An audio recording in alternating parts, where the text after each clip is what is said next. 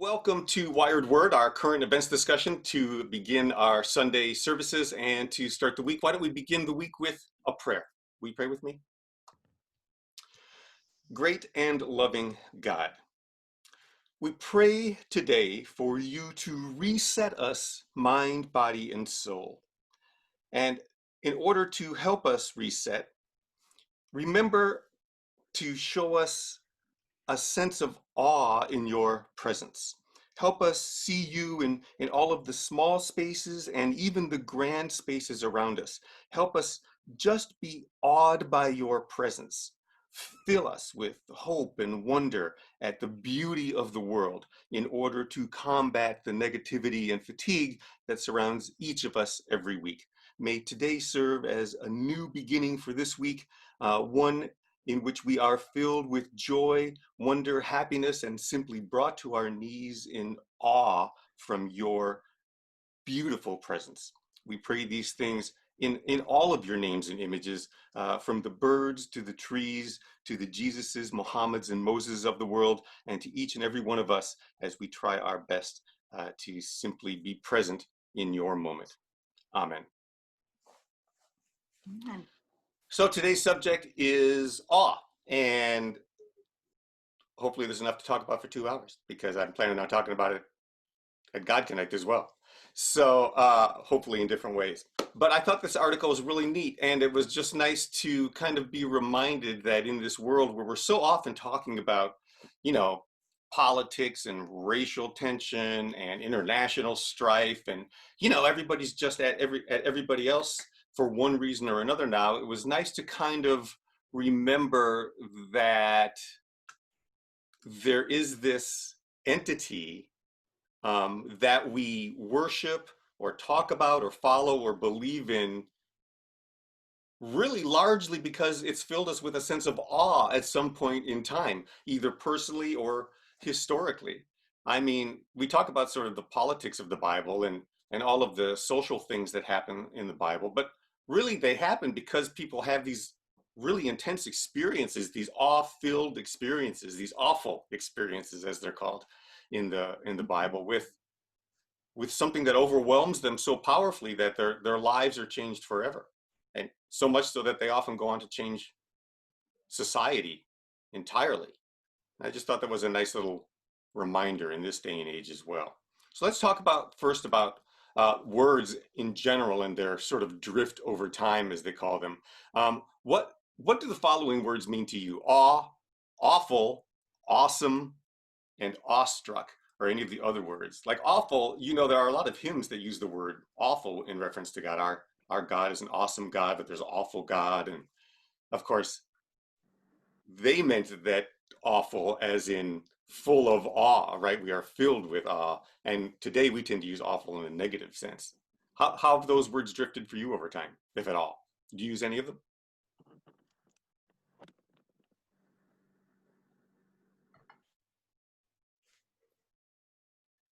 Awesome. Go ahead, Hugh.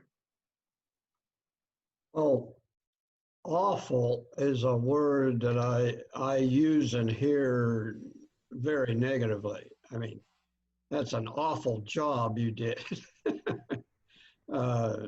That's so that word for me doesn't mean what it means in the Bible. For most of us, I think that word has drifted over time, right? That I certainly don't refer to things that I love as awful. My wife is awful. You don't say that. Awesome. I use that word. That word is overused in society. Maybe we say awesome all the time now. Barbara, please. And that's what I was thinking too. I try to avoid the word awesome because it's just so stuck in some, I don't know whether it was the 80s, the 90s, I don't know what period of time, but it was just everything was awesome, awesome, awesome. So yeah.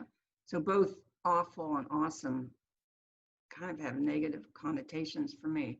But I do know there was at some point, I don't know, some smarter person than I pointed out that in the Bible, awe meant, full of wonder, not that it was terrible. And that helped me, reading scriptures after that, to think of it a little differently.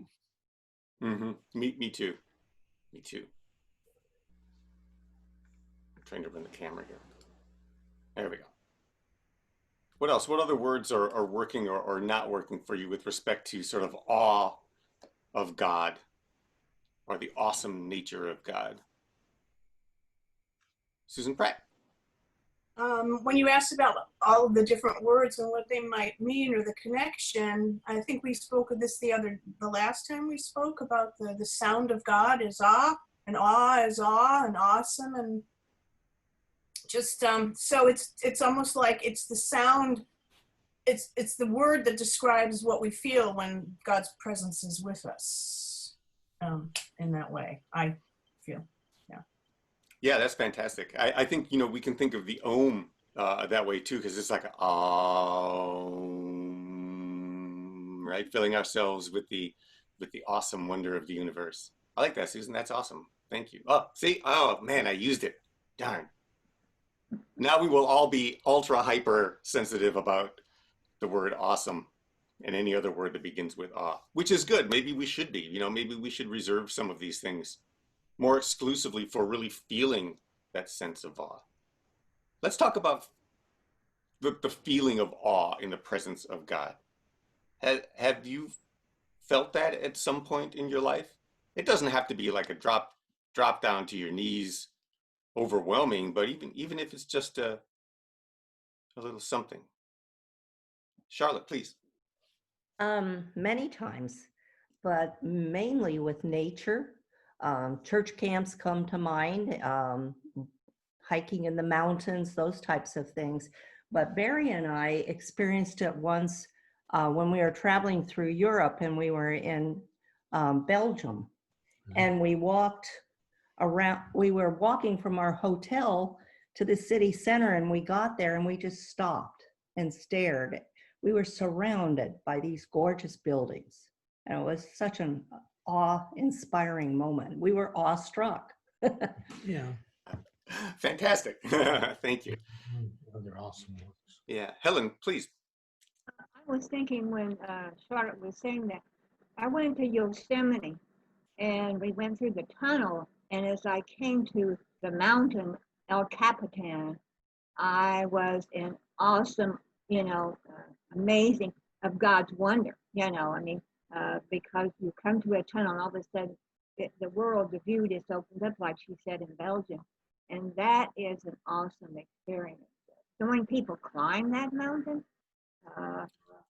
people lose their lives trying to get to the top of that. But it is God's wonder. And of course, the Indians, they didn't want that to be known. That was their valley. And so, but just think, there was a national park thing on last night on public television, and they were talking about how the presidents kept those national parks so that we could be we could be in awe to see them. Yeah, I know nature is a very powerful divine connecting point for many of us, probably most of us here today, in many different ways. And there is, in my opinion, something particularly magical about the West. It's just the entire West, the Northwest, Southwest, from North Dakota down to Arizona, New Mexico. It's just, the landscapes are incredible. I don't know if partially because it's so sparsely populated that, you can maybe feel nature with a little less interference, but it is just magnificent and definitely awe-filling. Nancy Van Fleet, please. I have had experiences literally like when I felt the presence of God, where I just like fell, and it was this awesomeness, but also a fear almost, because it was so much. And it's like, I would have to say, what at that point it's like, what is language in the presence of the unsayable, right? It's like, it just, yeah. No, I know that moment. Yeah. And this is why really the phrase fear of God is also appropriate in instances like that, why it's used so often in the Bible too. We'll talk about Ezekiel later. And, he has an experience that brings him to his knees in both awe and fear, because it's this thunderous experience, right? That so many of us associate, I think, with revelations with God. But I have to tell you something, and I'd be interested in getting your input on this too. Most of the people that I've spoken with, like Nancy and the rest of you, our experiences with the divine have been awe-filling and sometimes knee-shaking. But in my experience, they haven't been like thunderous. You know what I mean? Like in Ezekiel with big chariots of fire and things like that. They've been overwhelming, but not because of some outside fear. Do you know what I'm trying to say? I don't know that I'm verbalizing it very well, because as Nancy said, we're trying to talk about something that's really indescribable. Nancy, please. Yeah, my experience was just that it was just that feeling of just like that. It wasn't like these outward signs, right? It was just like you knew it was there, but it was so much. Yeah. It's breathtaking. Mm-hmm. Mm-hmm. Yeah. Grace, please.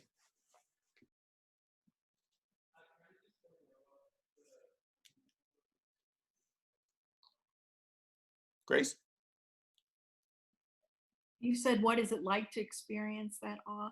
One thing is, it immediately makes me go silent. Like you would think you'd start saying all these wonderful, oh God, you're great, or whatever, but you can't talk. So I guess that's part of awe, but the silence, like you have to be silent.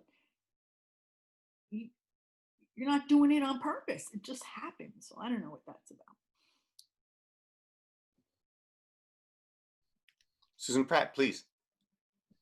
That goes hand in hand with be still and know that I am God.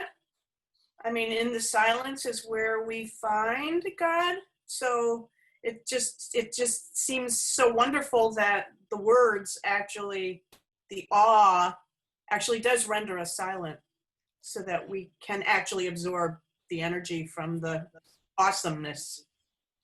It's the thunder of silence that I think you all are talking about, right? And in fact, is that the name? I think there's a book called The Thunder of Silence. It's a Joel Goldsmith book that is absolutely about finding that voice, that God experience, and how often it is just in these kind of still, small, quiet spaces, and yet the experience is still thundering, shaking, earth shaking, soul shaking.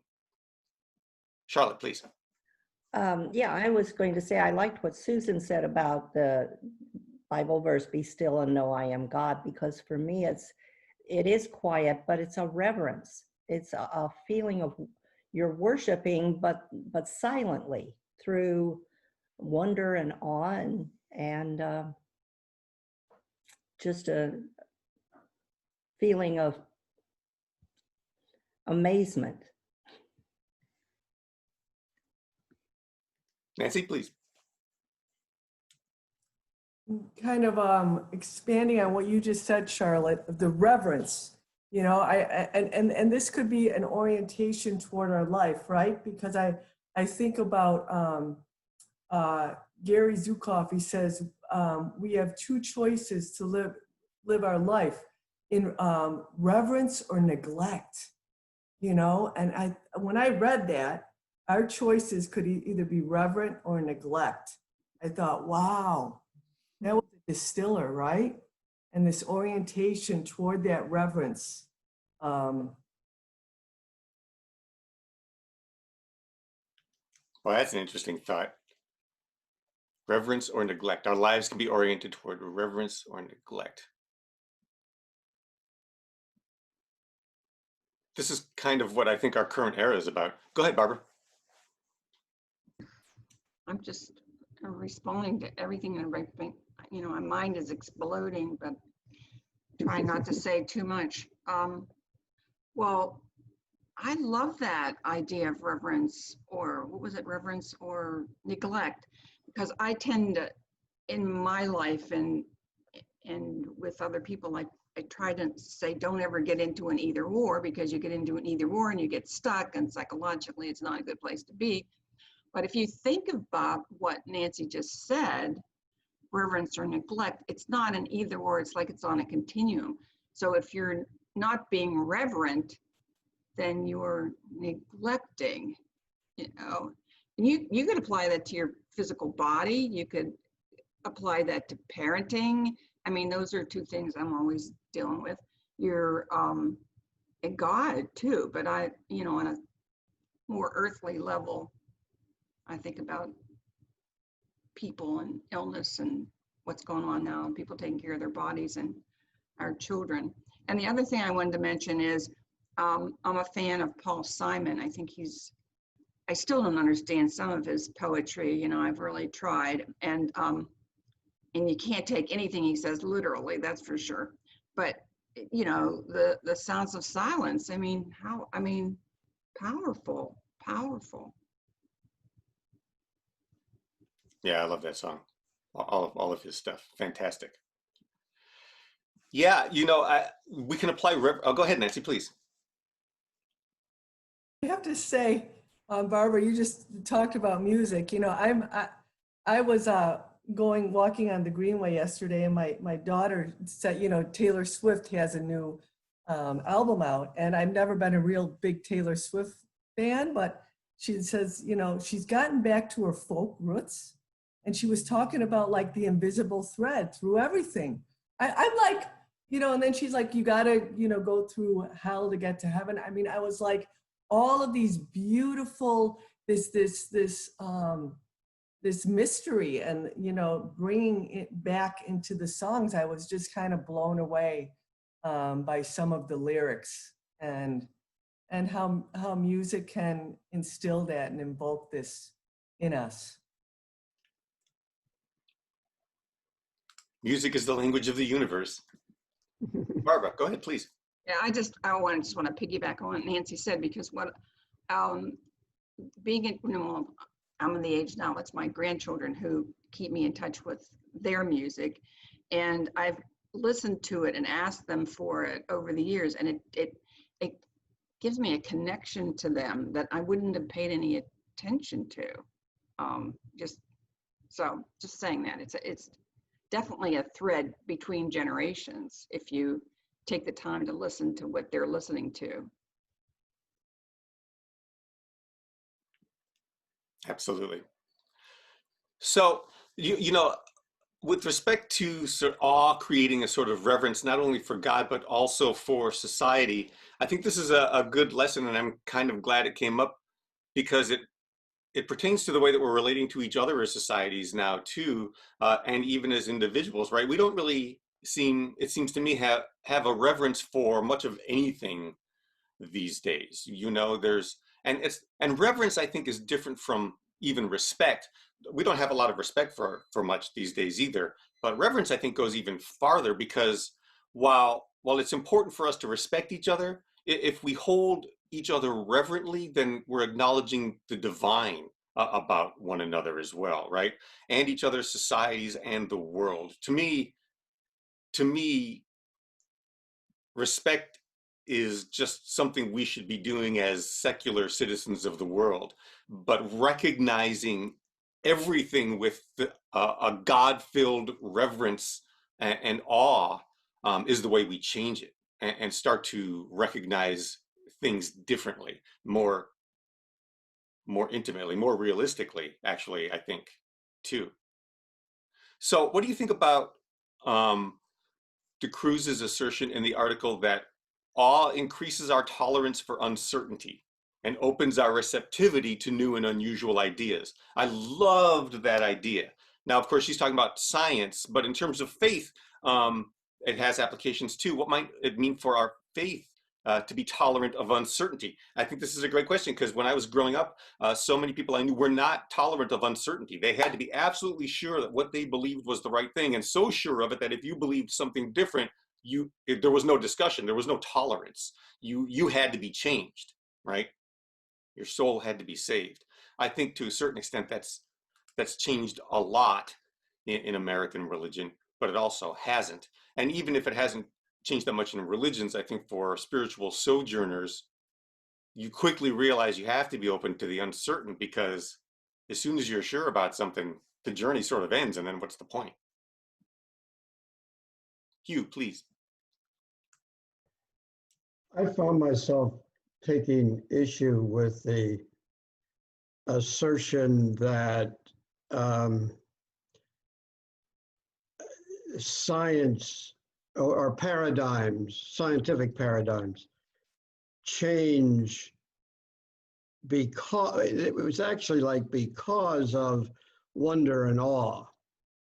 And I really challenge that. I think Thomas Kuhn's book on the revolution of scientific paradigms, I've read about Copernicus and how he endured his discovery.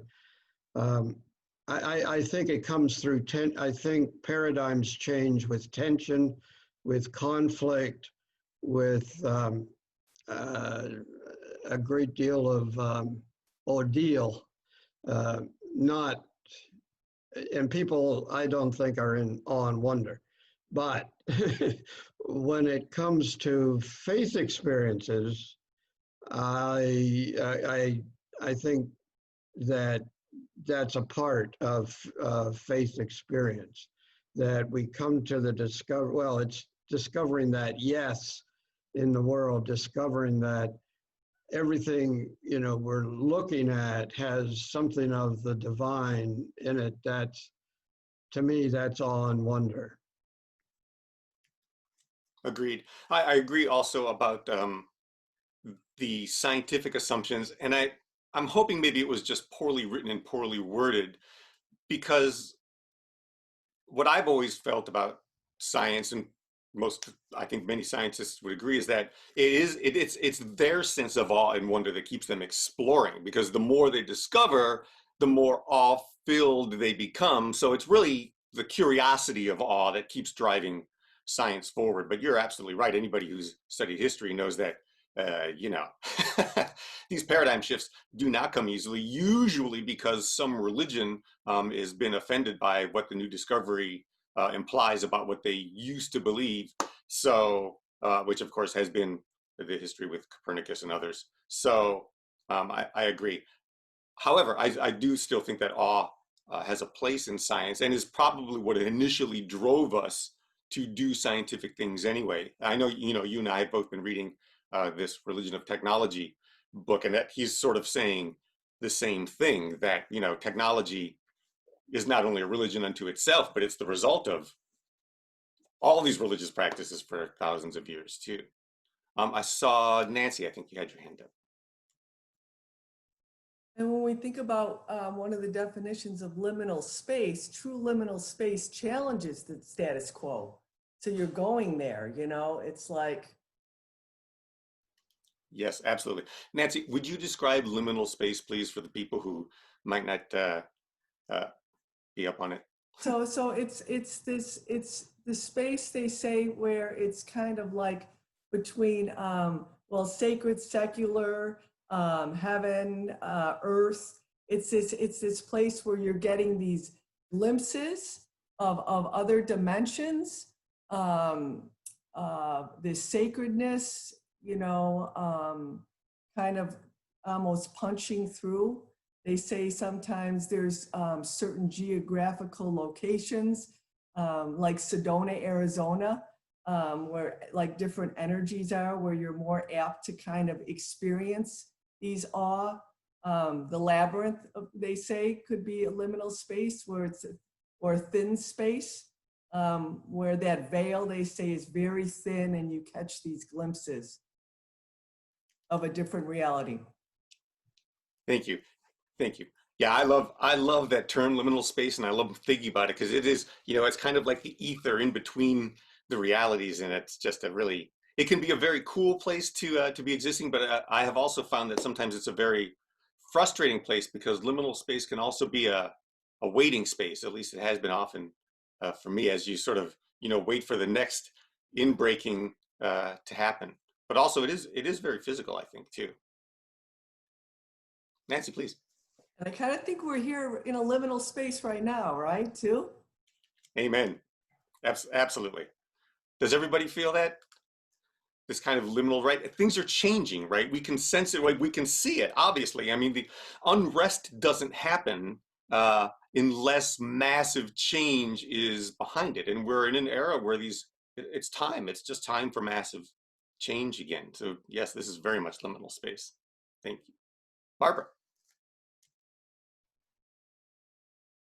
I'm having trouble putting this into words because it's whatever. But I just thought about, we were saying, oh, and awesome, but how about those, it's sort of a play on the same sound, but those aha moments, and they've happened to me in my faith journey, in, moving along with disposing of doctrine or ideas because I've read something or learned something. They've happened with scientific discoveries, but it's being able at that moment to know that whatever you believed or thought or studied before is now we're not so sure about. And I think there's a difference between feeling like aha, stopping, and then there's the silence that several of us have talked about, and being willing with curiosity or whatever gifts we have to move into another world or paradigm or whatever, because you realize that that doesn't work. And that crosses the boundaries for me between science, religion, philosophy, psychology, whatever. I don't know if that makes any sense. No, it makes, well, I think it makes sense. So I don't know if that worries you or not, but I think that, how do we enter into that state of mind though, where we're okay with the curiosity? Because everybody here is okay with the curiosity. We have all journeyed and had things that we believed changed, possibly even negated throughout our journeys. But we had to be in a space where that was okay. And I'm curious as to how that happened for anybody or for all of you, quite frankly, because I mean, as we know, usually religion doesn't encourage that sort of thing. Yet here we are. And I would say that is also a good example of liminal space, being able to have a faith that encourages curiosity and questioning and adaptation and growth, frankly. So how'd you get to the space where you could deal with the change? Susan? I think in generalizing it, not everyone gets there. Not everyone is supposed to get there. And I think because we're all here today, there was something that happened in our lives at some point or another that showed us or triggered that curiosity. It could have been a physical happening, it could be a mental happening, it could be a spiritual happening. But I think not all of us are on the same road. And I just believe for myself, it was a physical, really horrible physical thing that happened that actually changed and put me in that, changed that paradigm, that gave me that insight to go forward. So that's how I kind of perceive it. It's a shift of some sort in our lives.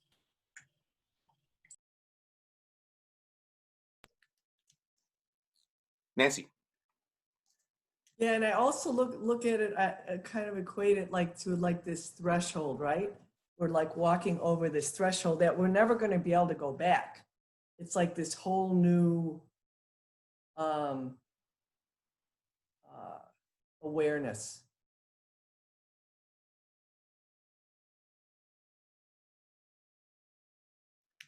Barry? Had to unmute him. Yeah, Charlotte has to take care of this technology stuff. I'm often wondering, something was just struck me and a kind of interesting, point is that as much as we learn about this God energy and science, and as far as we go, whether it's to Mars or out to wherever we go, and science and technology takes us, isn't it funny in a way, or interesting in a way, that we can, as individual humans, we can go to someplace like the Grand Canyon or into that square, or just stop and look at something and think of the awesomeness of that. And so does the idea of being awful or awestruck or whatever, does it really have anything to do with our technological advancement? Or is it just the fact that God's awesome? And when we get to a point where we can't scientifically explain anything else, we'd have to say, God created it, until we come to a point of being able to say, this was done. You talk about the creation of the world. A long time, it was explained in the Bible because they needed a concrete system to think about. Whereas now, if we think about the Big Bang or whatever we think about in the creation, we still have to kind of equate, well, how did it happen? It was awesome. I love that, Barry. That's just fantastic. Also, it's things that I agree with 100%. So naturally, I love it. But especially with respect to the idea of God as this awesome creative energy, and the idea that our inspiration, our connectedness, sort of our instincts about God and even love have absolutely nothing to do with technological advancement, which is why we can read something that was written thousands of years ago and it still resonates with us, right? I mean, we live in a completely different world from anybody associated with anything in the Bible. They're so different that if we were juxtaposed either way, if we went back to the 1st century of the Common Era or before, and they came here, we would be equally flummoxed and perplexed, because the societies would be like nothing we have ever experienced or even really imagined. Even with as much as we know about history, living in it would floor us. So, and yet, there are still stories that they told and experiences that they had that resonate with us, that seem true in ways that are maybe not even literal, but that we just sort of inherently understand as important about the way we act in the world and the way we react to the universe, And I think that's pretty powerful, Barry. I think that does speak to the awe of God.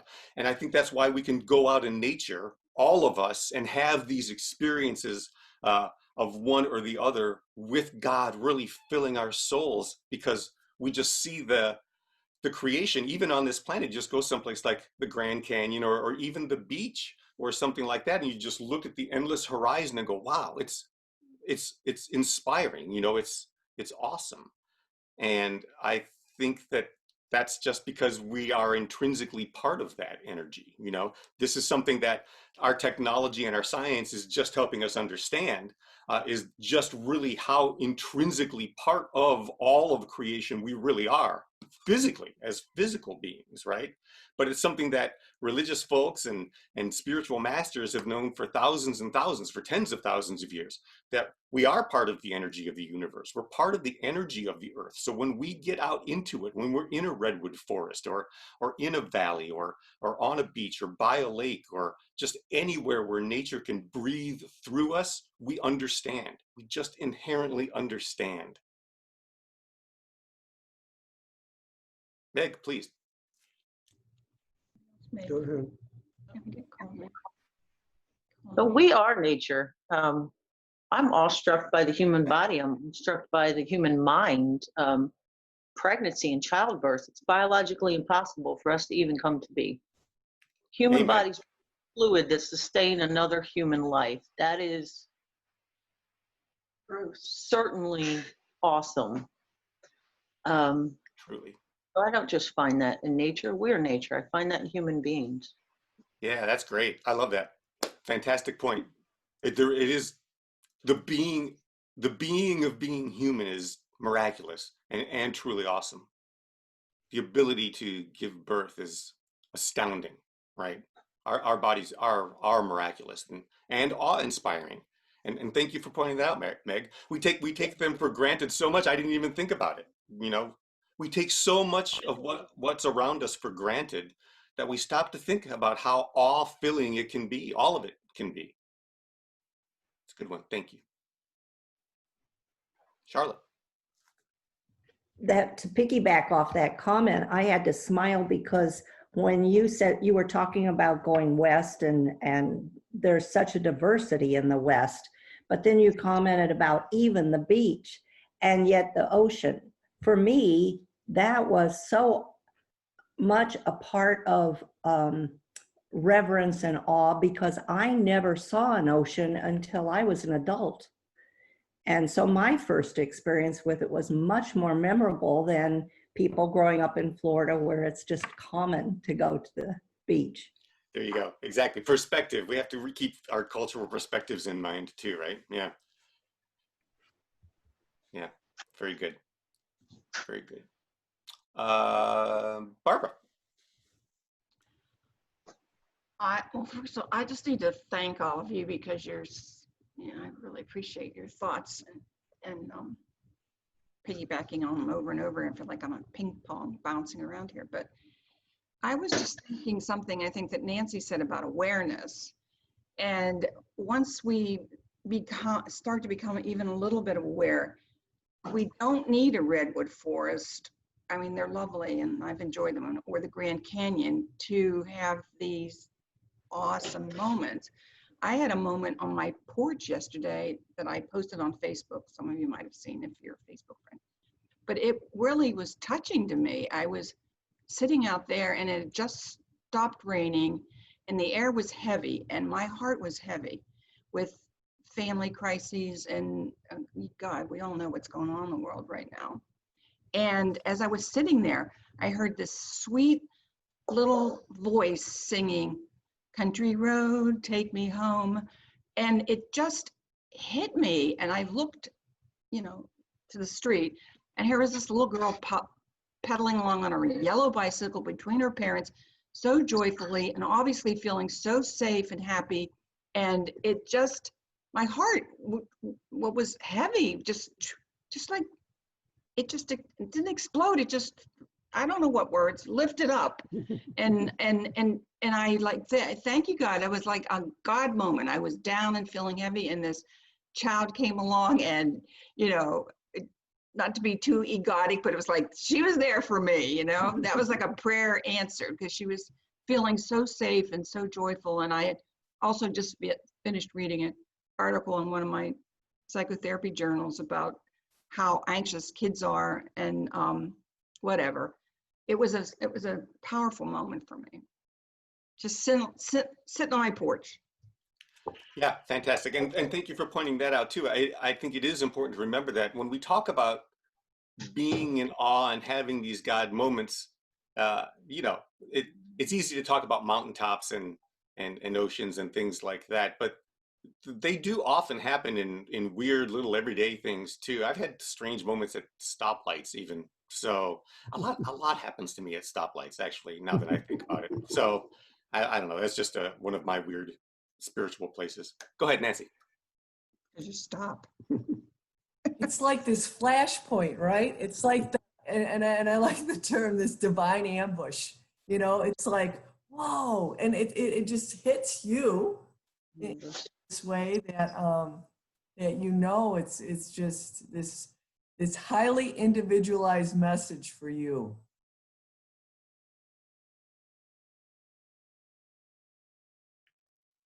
Barbara?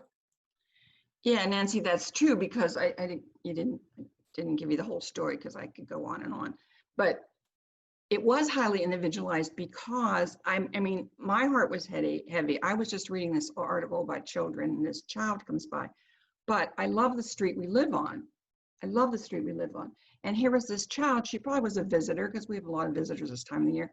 And she was riding down my street and she got it she got how much, and spontaneously she's singing Country Road, Take Me Home. And I like that song. And when Hugh and I have traveled and we're going down, you know, we used to do more exploring kind of even before COVID. I don't know, we're stuck here, but that song would come to my mind when we were exploring or driving down a road. So it was very personal.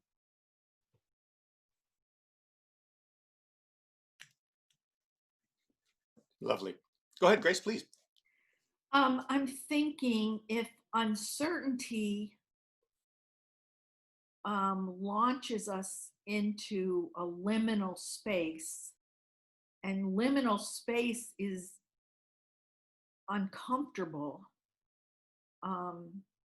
it does provide some hope, because when you're in liminal space, you're thinking there's something on the other side of this. But what does it mean to have an entire country in liminal space right now? Is there some spiritual awakening that can happen because we're all in liminal space? Like something has gotten disconnected and we're all floating around kind of. I don't know. Is this a time that something wonderful is going to happen because of the limit? If you can tolerate the liminal space, some people can't tolerate. I mean, it's a very uncomfortable place if you're not used to it. Yeah. Charlotte, please. Sorry to takes time to unmute. To respond to that, there was a post on Facebook today which I thought was kind of interesting and talks about what we're in right now, and it basically said 2020 is considered perfect vision. Maybe God is using 2020 for us to see clearly that he's in charge and the only one who can help us. So just a thought to throw out.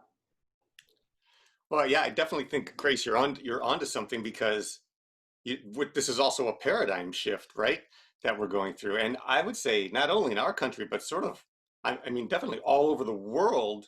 And there's been sort of a domino effect. And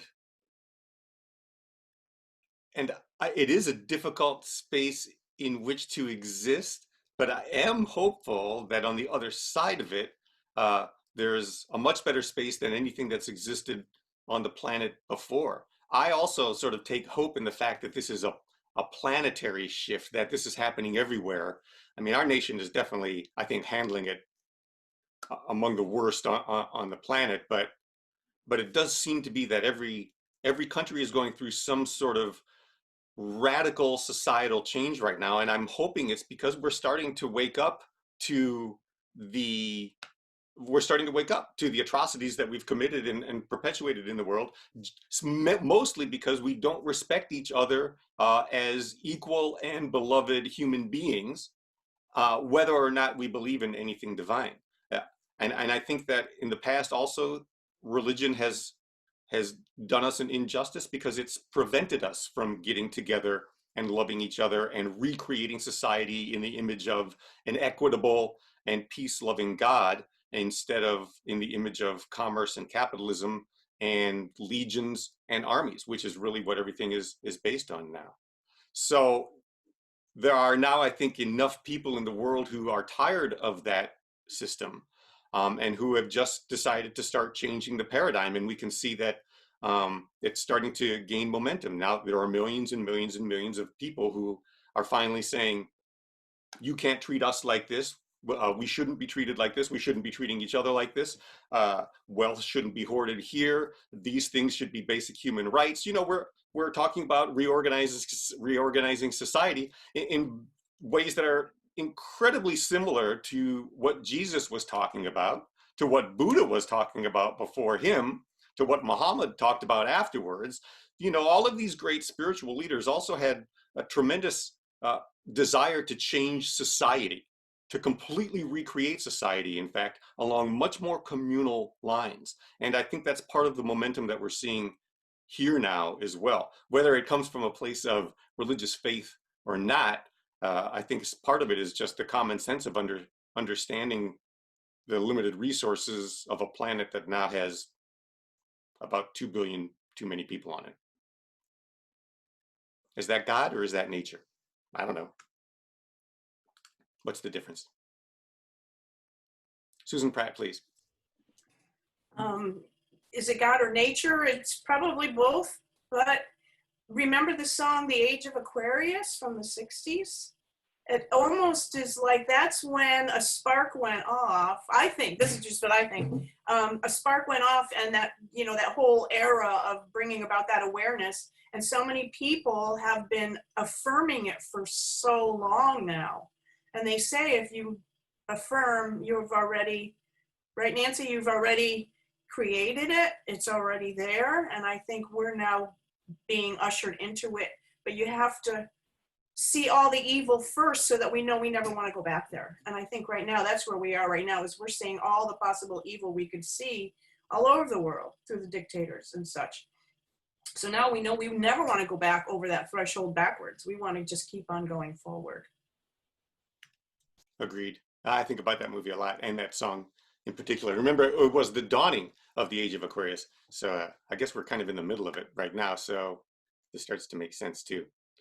Energy is everything, you know, and energy moves in waves. So I think it's all perfectly natural, quite frankly. And then I remain hopeful that there are more people paying attention now, and that some real change will come out of all of this. Let's look at a passage from a couple of passages from Scripture about awe, because I do really think it's important to try to continue to think about and maintain some sense of awe at existence, some awesome attitude about being, some reverence for this consciousness that we call God, this thing that we call God that holds it all together. From Psalm 8, verses 3 to 5. When I look at your heavens, the work of your fingers, the moon and the stars that you have established, what are human beings that you are mindful of them, mortals that you care for them? Yet you've made them a little lower than God and crowned them with glory and honor. Something only a human could write. Just a little lower than God are humans, not too much. And then also from Exodus chapter 3. When the Lord saw that he had turned aside to see, God called to him out of the bush, Moses, Moses. And he said, here I am. Then he said, come no closer, remove the sandals from your feet, for the place on which you're standing is holy ground. So the verses from Psalm 8 are an obvious example of awe. The psalmist is struck with wonder that though mortals are tiny compared to the vastness of the night sky and all it contains, God has nonetheless made them a little lower than God. In this case, awe leads the psalmist to praise God, for he bookends his statements of awe with, O Lord, our sovereign, how majestic is your name in all the earth. On his own, the psalmist makes the connection between the vastness of the night sky and the one who created it. In contrast, Exodus 3 tells of Moses, led by a curiosity that seems scientific, to investigate a burning bush that was not consumed by the flame. He says, I must turn aside and look at this great sight and see why the bush is not burned up. But in his case, before Moses could carry out his investigation, God spoke to him and told him he was on holy ground. Awe led the psalmist to God. God led Moses to awe. It can work either way. So what role, if any, did awe play or has awe played in your encounter with God? What awe, if any, came after an encounter with God? And do you ever feel that we're entirely too comfortable with God and God's creation? Are there times that you feel you or others could do with a little more, I'm going to say fear and trembling, maybe a little more respect and reverence? Did God lead you to awe, or did awe lead you to God? Or if you have a completely different answer, that would be interesting too.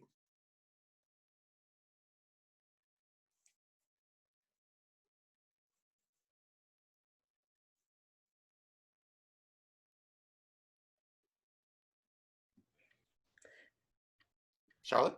I was going to say, to answer your question, I'm sitting here going, it's like the chicken and the egg question, because did God lead me to awe and thereby to God, or did awe happen and then I became aware of the reverence for God? Which came first? It's just amazing to me that emotions can feel and draw us closer to this being, this cosmic connection. Yeah, for me, it had to be emotional because I'm such a head guy. And really, really, it was worse when I was younger, which is part of the reason I sort of rejected religion. But then you have this emotional experience, an awe experience, even if it's little. You might not think it's even awe at the time, but you look back on it and go, wow, you know.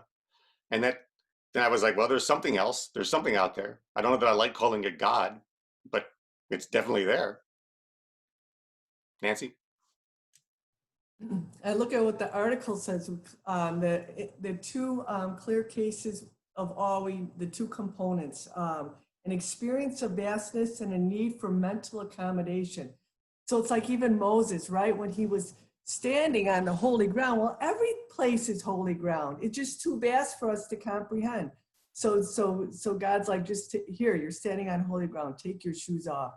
Or like even the incarnation, right? The Big Bang, it was so vast that like we can't even comprehend it. So then Jesus, the incarnation of Jesus, so we could accommodate mentally, and how these experiences of vastness come in these individualized messages in our own lives. If we just, continue to keep our eyes open, right? Like Einstein said, you could live your life as if nothing is a miracle or as if everything is a miracle. Because whatever we appreciate appreciates and expands. Exactly. Exactly. Everything is supernatural. What else? Any other comments about awe or experiences of God, or how that is changing our perspective on the world, our outlook on things? I like the idea of um, feeling a little too comfortable with God or God's creation. I think perhaps part of the issue that we're facing today is that for so long, ideas about God have been the purview of these institutions that had very specific ideas, right? And each institution had its own sort of specific ideas about God.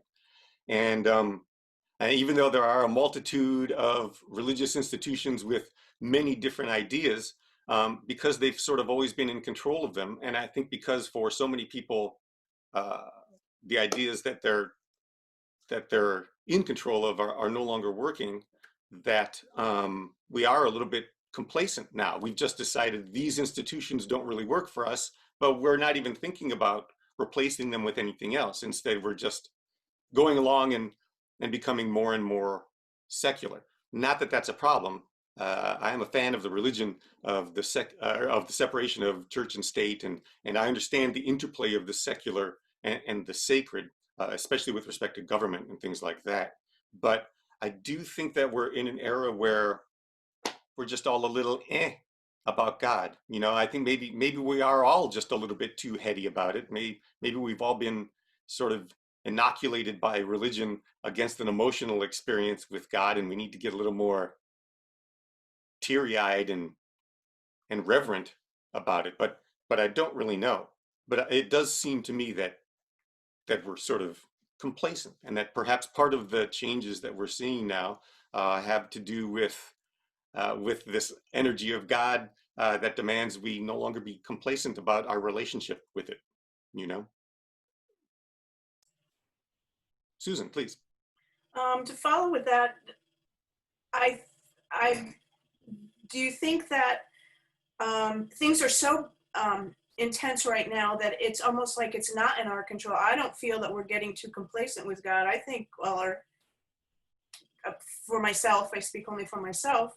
I'm ready to hand it over and say, here you go. Whatever happens, please do something. I'm even more willing to have God right here, right now. Come on, let's just, So I'm almost relying more on him, not feeling complacent about the energy of God taking care of things.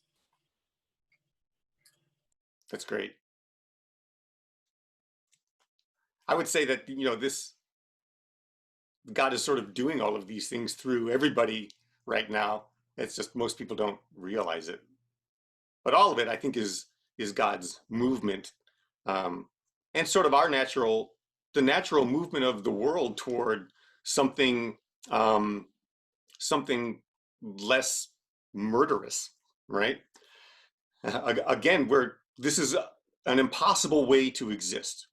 What humanity has, the pinnacle that we have finally reached is unsustainable. So I believe that God and nature are very much at work showing us a new sustainability. And like there's this massive awakening now. I think it's another great awakening. I really do. And I think this time it's going to be an awakening that leads us not to sort of this newfound religious fervor, but perhaps freedom from religious fervor, and a new way instead to relate to each other as divinely unique, interconnected human beings who must start respecting each other and working together, just for survival, if for no other reason. But I hope some of us will start to find a heart for that too. Susan. I think if we don't, then Mother Nature is going to do it for us, because, it's not sustainable for the planet. The planet has an energy of its own, and she is showing us her ways right now. So if we don't get it together, then it's okay. She doesn't need us. We don't need to be here. And I think that essence is going back right to the beginning again, full circle. It's where we came from. And if we don't get it right, then it won't even exist anymore. And that's the way civilizations go. Agreed.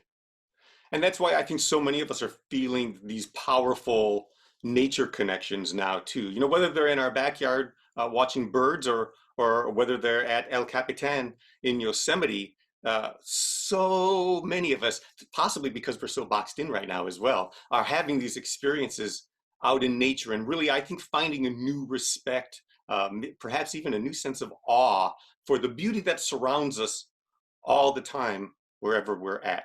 And we'll talk about that a little bit more at God Connect at 10:15. But for now, I thank you all for your very, very inspiring and challenging conversation this morning. You've given me new things to think about, as always. I hope you'll stick around. We'll take a 15-minute break and then enter into our worship service, where we will do our best to try to create an energy where we can all experience God's presence among us. I'll see you at 10:15 for God Connect.